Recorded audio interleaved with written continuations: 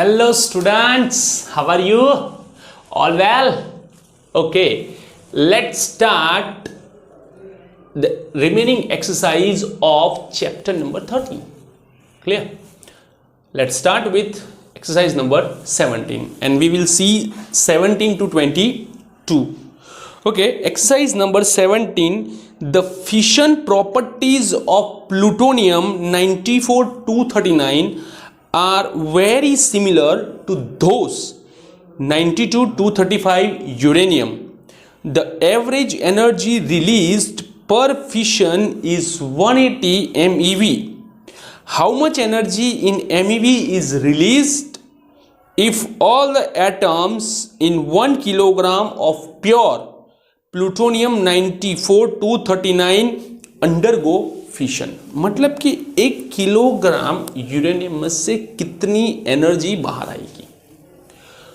यहां पे हमें क्या दिया है, तो एक जो न्यूक्लियस है, एक जो एटम है, उस एक एटम की एनर्जी दी है 180 मेगा इलेक्ट्रिक वोल्ट। तो सबसे पहले एक काम करते हैं कि भाई 239 ग्राम plutonium contains Na atoms. So 1 kg, that means 1000 gram plutonium contains N atoms. Therefore N is equals to 1000 10 raised to 3. Na 6.023 10 raised to 23 divided by 239. So N is equals to 2.52 10 raised to 24 atoms. इतने atoms हमें मिलेंगे। Okay, चलो अभी आगे बढ़ते हैं। हमें यह पता है कि जो एक एटम है वो 180 mega electric volt energy release करता है। सो 1 एटम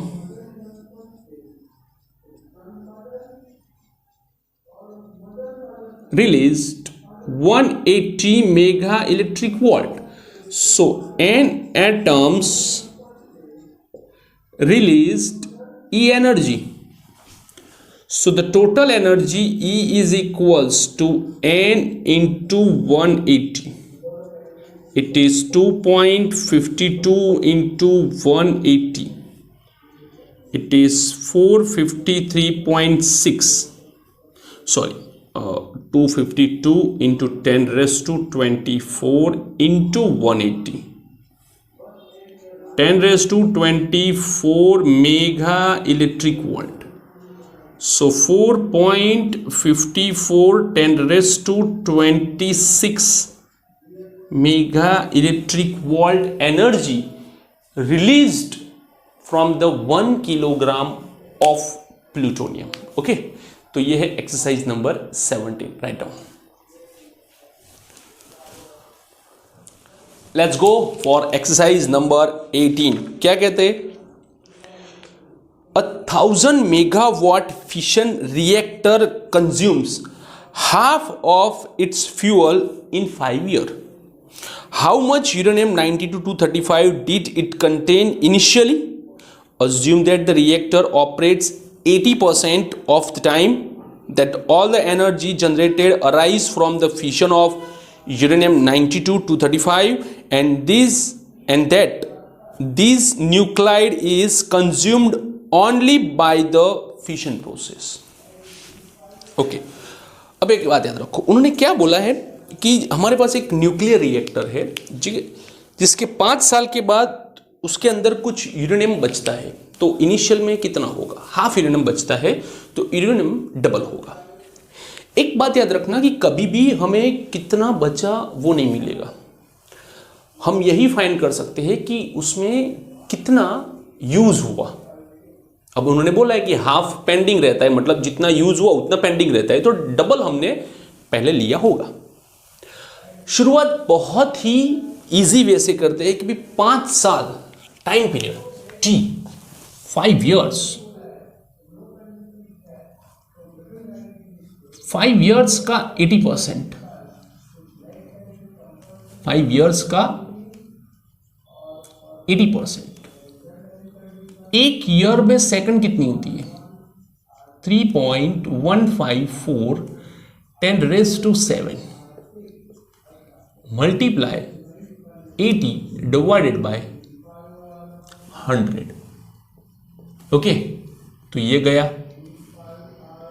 1.2616 10⁻⁷ सेकंड, इतने टाइम तक रिएक्टर ने energy the. This is a time during which the reactor is on. Okay, power 1000 megawatt, 10⁹ वाट मतलब कि जूल पर सेकंड। तो क्या कहते हैं कि भाई ये जो रिएक्टर है वो एक सेकंड में 10⁹ जूल एनर्जी देगा। So energy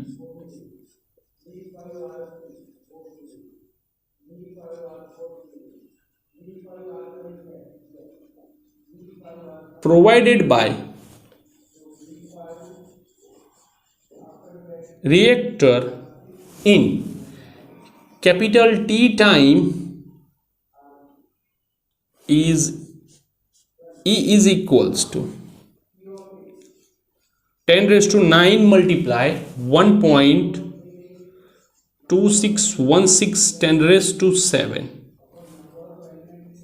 1.2616 10⁻16। Okay, joule energy, इतने जूल एनर्जी वो रिलीज करेगा। Wait a minute, okay my mistake, it is 8 not 7, it is 8।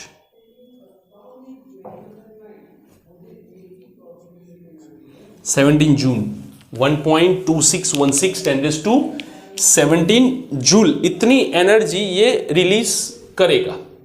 Okay, चलो आगे बढ़ते हैं। अब क्या करना है हमें? भी ये एनर्जी मिली, ये टाइम मिला, टाइम से मुझे टोटल एनर्जी मिल गई। अब बात ये करते हैं कि भाई अगर यूरेनियम की बात करो तो 200 MeV एनर्जी जो है,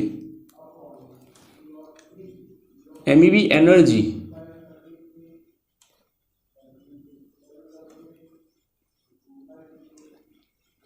रिलीज्ड बाय वन एटम, एक एटम से रिलीज होगी। सो जो ई जूल एनर्जी है release by N atoms. Okay, so N is equals to E 1.2616 10⁻⁷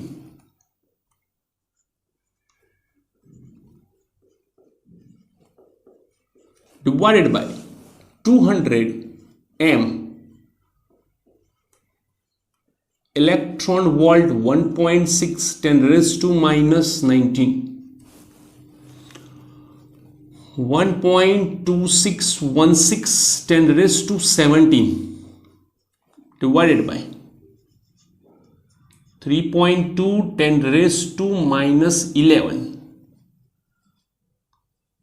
0.394 10⁻28.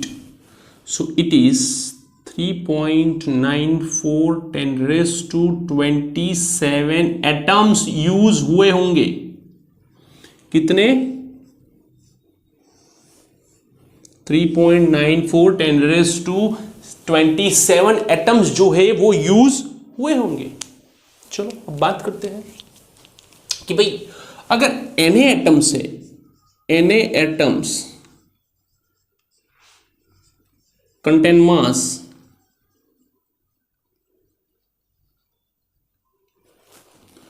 235 gram. So N atoms contain mass M. N 9427 multiply 235 divided by Na 23 10 raised to 23. Okay, so the mass is 153.73 10 raised to 4 gram. So 153.7.3 10 raised to 3 gram, and that is kilogram. So it is 1537.3 kilogram uranium is used during the 5 years. पूरे 5 साल में हमने इतना use किया, तो इसका मतलब क्या हुआ, इतना अभी पड़ा होगा. क्यों? उन्होंने बोला है कि हाफ यूज हुआ है और हाफ पड़ा है, तो इतना अभी अंदर होगा. जो टोटल होगा, total uranium is taken initially, it's double to 1537.3 3074.6 kilogram. Text book के आंसर से थोड़ा वेरी करता है, बट चलेगा, ये आंसर भी चलेगा. ओके, हमारी कैलकुलेशन सब सही है, सो उतनी कोई घबराने की जरूरत नहीं है. तो ये है आपकी exercise number 18. Write down. Exercise number 19 क्या कहते हैं? क्वेश्चन ये है कि how long can an electric lamp और bulb of 1000 watt be kept glowing by fusing of 2 kilogram deuterium? Take the fusion reaction as H12 plus H12 tends to He23 plus neutron plus 3.27 mega electric volt. Okay, reaction मैंने लिखी है यहाँ पे. तो सबसे पहले ये सोचो कि 2000 किलोग्राम ड्यूटेरियम के अंदर कितने एटम्स होंगे. ओके, तो सबसे पहले 2 ग्राम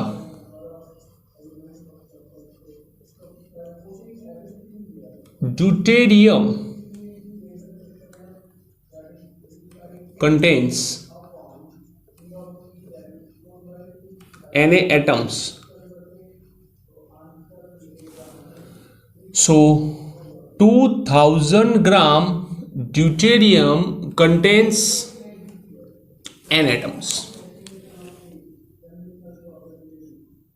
2000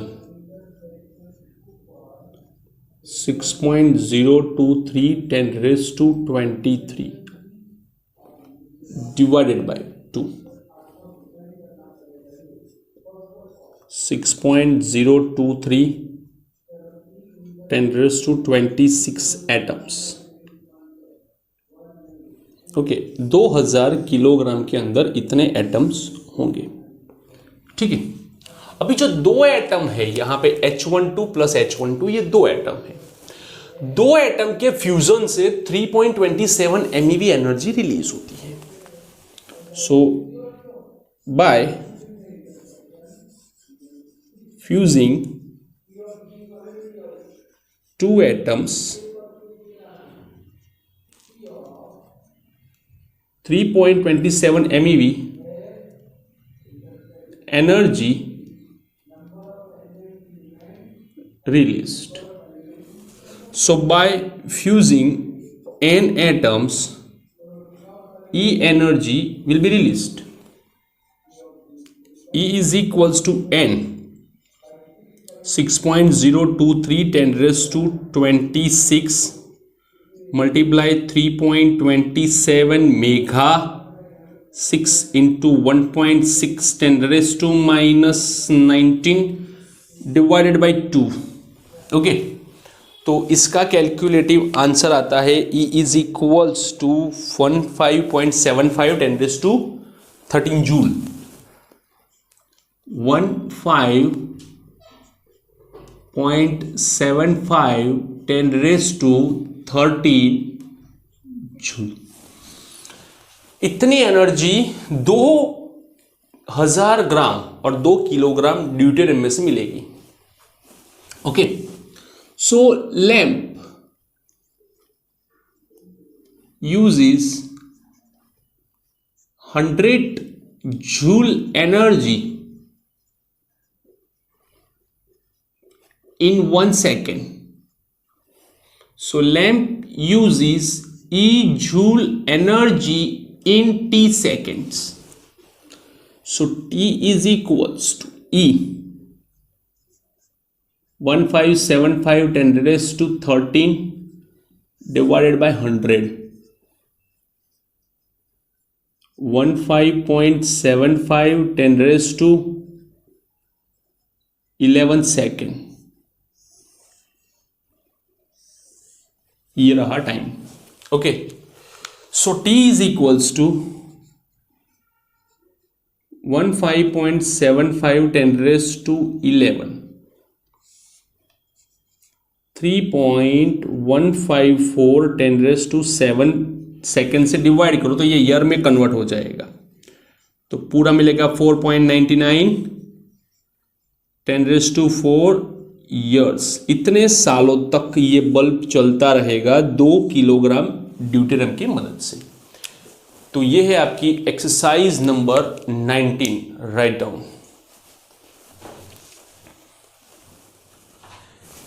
एक्सरसाइज नंबर 20 क्या कहते हैं?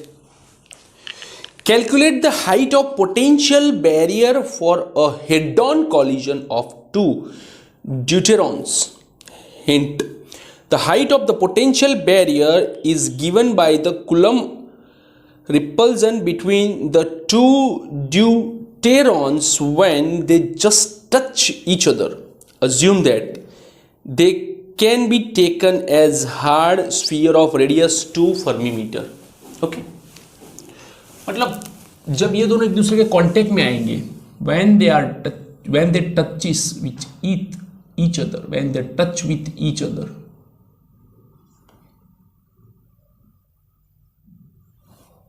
so उनके बीच का जो डिस्टेंस होगा वो होगा ये r, ये r। तो distance between two deuterons when they are in contact, जब वो दोनों एक दूसरे के कांटेक्ट में होंगे तब।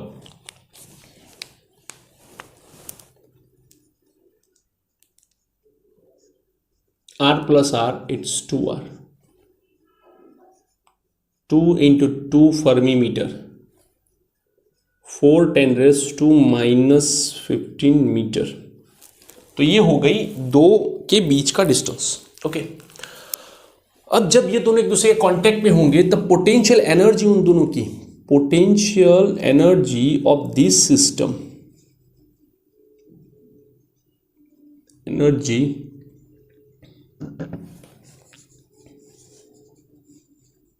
of this system is U is equals to K Q1 Q2 by R, sorry, by R। K it's 9 10⁻9। Deuteron उसका चार्ज होता है 1.6 10⁻⁻19, जो कि दोनों में वही होगा 1.6 10⁻⁻19 divided by distance 4 10⁻⁻15 metre. So the U is equals to, हमारे पास आंसर है 5.76 10⁻14 जूल। 76 10⁻14 जूल, ये हो गई हमारी energy. But we require this energy is in electron volt. So इस एनर्जी को 1.6 कितना 1.6 10⁻⁻19 से डिवाइड कर देते हैं,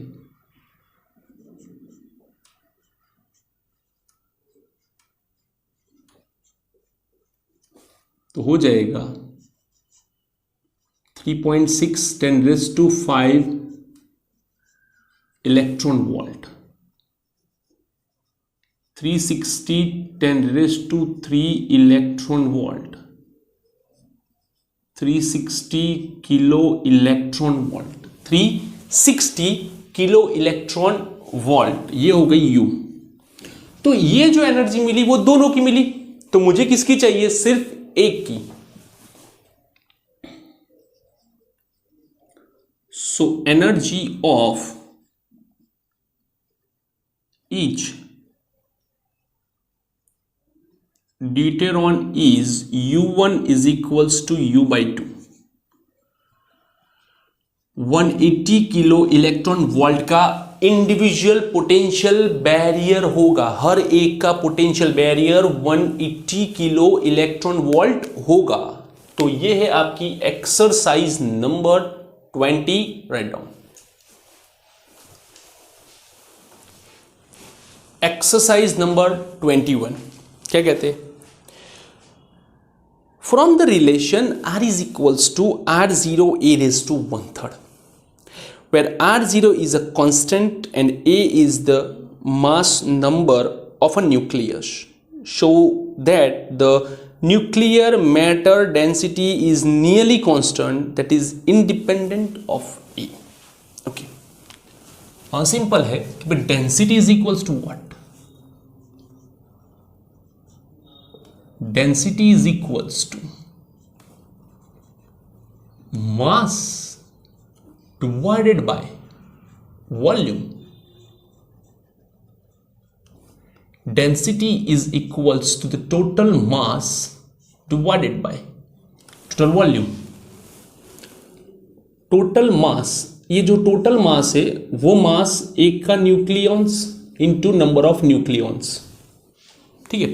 टोटल मास जो होगा वो सबका होगा, ये टोटल मास। तो यहाँ पे कितने न्यूक्लियॉन्स है, A, तो हर एक का मास ऑलमोस्ट सेम होता है, तो न्यूक्लियॉन्स नंबर मल्टीप्लाई बाय एक का मास, 4/3 πr³। सो इस 3 को ऊपर भेजो, 3am 4π, R is equals to R0 a⁻⁻⁻³ whole cube, 3am divided by 4π R0³ a, this a cancel, rho is equals to 3m divided by 4π R0³।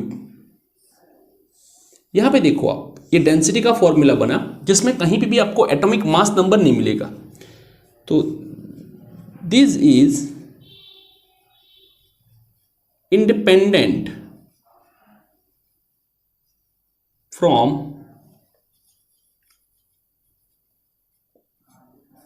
Atomic mass number. Okay, atomic mass number से ये independent है। So the density is equals to 3m, it's 1.67 10⁻⁻27 divided by 4, 3.14, R0 1.2 fermi 10⁻⁻15 whole cube. So rho is equals to, it's 2.3 10⁻17 kilogram per metre cube. तो ये हो गई हमारी density, और ये रहा आपका exercise number 21, write down. Exercise number 22 क्या कहते हैं, for beta plus positron emission from a nucleus, there is another competing process known as electron capture. Electron from an inner orbit, say the K shell, is captured by the nucleus and a neutrino is emitted. Shows that if beta plus emission is energetically allowed, electron capture is necessarily allowed but not vice versa. मतलब कि उन्होंने ये बोला है कि positron capture होने के बाद, पॉजिट्रॉन एमिट होने के बाद इलेक्ट्रॉन कैप्चर होना पॉसिबल है, बट इलेक्ट्रॉन कैप्चर होने के बाद पॉजिट्रॉन एमिट होना एनर्जेटिकली पॉसिबल नहीं है. तो सबसे पहले हम लोग पॉजिट्रॉन की एमिशन की प्रोसेस लिखते हैं.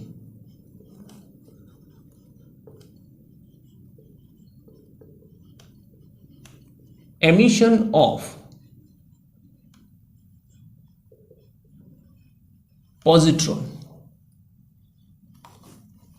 x Za tends to +1 0 plus neutrino Z minus 1 y e. Q1 is equals to, मैंने आपको बताया था जब भी आप electron capture, electron emission, positron emission की प्रोसेस में जाओ तो आपको मास ऑफ इलेक्ट्रॉन काउंट करना पड़ता है. तो यहां पे लिखेंगे मास ऑफ x, मतलब कि mass of nucleus of x minus Z M E, उसमें से जितने इलेक्ट्रॉन्स हैं उनका मास माइनस करो, minus mass of y minus z minus 1 mass of e, okay, minus mass of e into C square. Okay, open करो. Mass of x minus Z M E minus M Y minus minus plus Z M E minus minus plus minus M E into C square. सो ये minus Z M E, ये plus Z M E cancel हो जाएगा. So बचेगा mass of X minus mass of Y minus 2 times mass of electron C square. Okay, अब इसके बाद process होती है electron capture.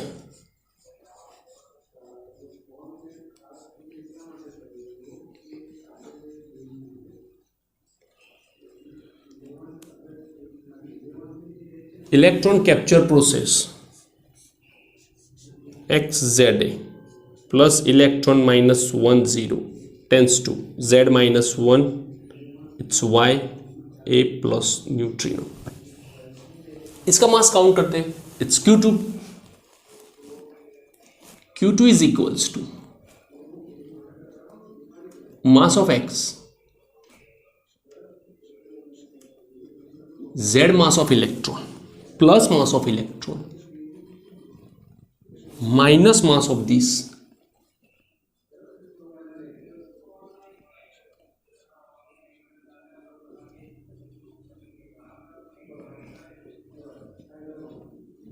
Into C square. Okay, अब ब्रैकेट ओपन करते हैं.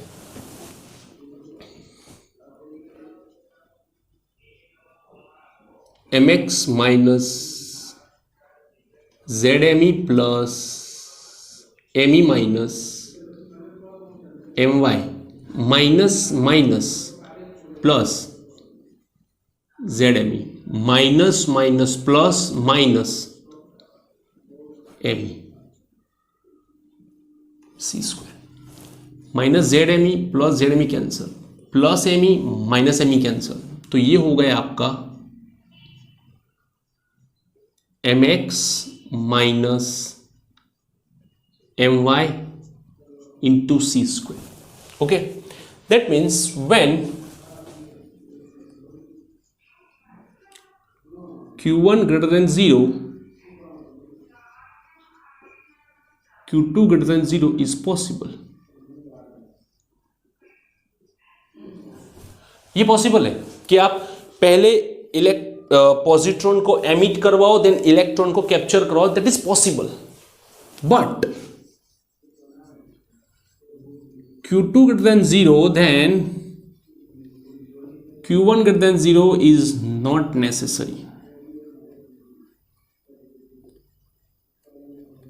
मतलब कि पहले आप इलेक्ट्रॉन कैप्चर करो फिर निकालो, तो शायद ये ग्रेटर देन 0 ना भी हो, क्योंकि जब निकालने की बारी आती है तो एनर्जी पॉजिटिव होगी तभी निकलेगी, वरना नहीं निकलेगी. तो अगर Q2 ग्रेटर देन 0 है तो उसका मतलब ये नहीं है कि वो इलेक्ट्रॉन अंदर आने के बाद उसकी टोटल एनर्जी जो होगी वो Q1 ग्रेटर देन 0 हो जाएगी और इजीली पॉजिट्रॉन निकल जाएगा. नहीं, शायद Q1 ग्रेटर देन 0 ना भी हो, तो उसे वेट करना पड़ेगा.